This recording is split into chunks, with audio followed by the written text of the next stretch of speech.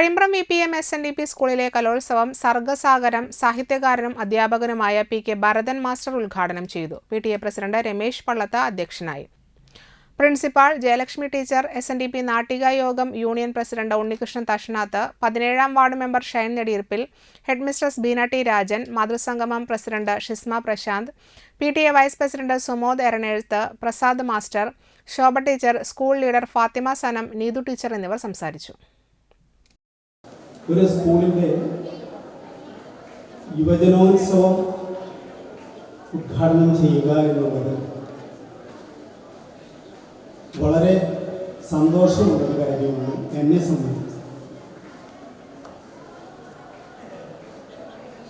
വിദ്യാർത്ഥിയുടെ ജീവിതത്തിൻ്റെ 2 ഘടകങ്ങൾ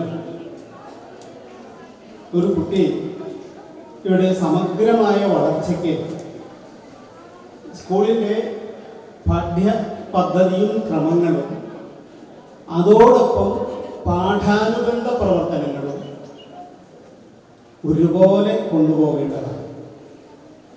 നമ്മുടെ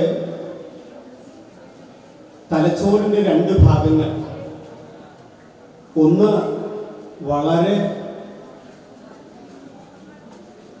വളരെ സൂക്ഷ്മമായ ഗ്രഹണശേഷിയുള്ള ഒരു ഭാഗം,